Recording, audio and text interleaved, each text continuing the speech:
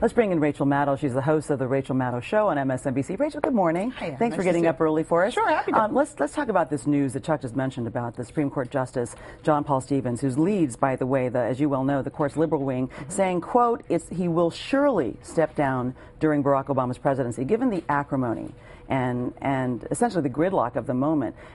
What does the White House face if this has to happen soon before the November elections? Well, I think that whether it happens before or after the election, it's going to be acrimonious. I think that the climate in Washington right now is very partisan, very acrimonious. But when Senator Kyle this weekend talked about not wanting it to be an overly ideological pick, he also threatened to filibuster.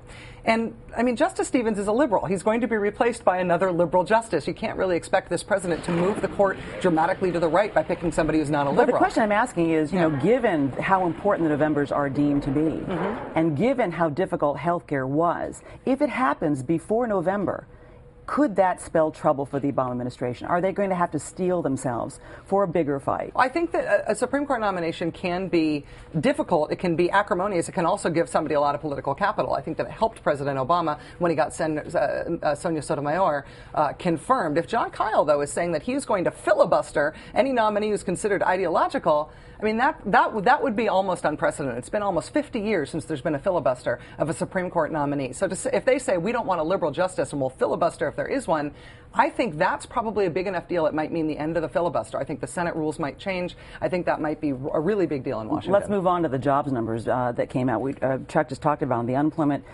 rate is holding steady at 9.7%. The president said, quote, the worst of the storm is over. And he trumpeted the news that the economy has gained 162,000 jobs in March. Now, Republicans are reacting to that, much like liberals reacted to Bush calling the Iraq War mission accomplished, because we have House Minority Leader John Boehner saying a 9.7 unemployment rate is no cause for celebration, and any politician who takes a victory lap for it is out of touch with the struggles working families and small businesses are facing. Is the White House out of touch on this economy? I think when you look at the monthly jobs lost versus jobs gained, I mean, it was going like this during the Bush administration, and it's going like this in the Obama administration. It's going the right direction overall. Now, is the unemployment rate unacceptable? Absolutely. Nobody's saying that it isn't. I think the White House has been pretty much downplaying their economic success. Has the White House done enough to increase jobs in this climate? Well, I mean, the White House they don't have a magic wand. They can't do anything magical, but job numbers are going in the right direction. The economy is growing. Job numbers are going in the right direction. It's a very deep recession. And they've really, in terms of the tone, they do have a very fine line. They've really got to titrate it exactly right to make people feel like they're not being insensitive,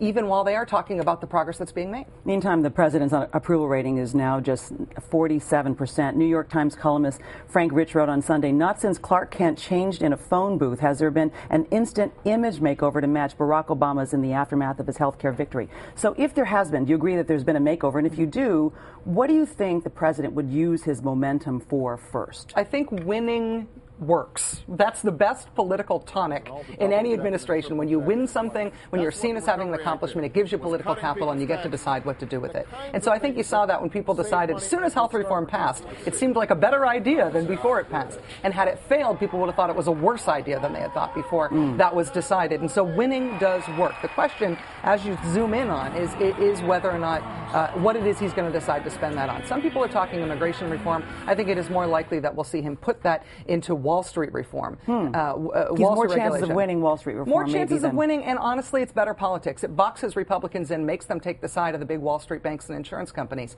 in a way that the Democrats would like to run on in November. All right, Rachel Maddow. We could talk some more, but we're out of time. Thank you so much this morning. And you can catch the Rachel Maddow Show weeknights at 9 p.m. Eastern on MSNBC.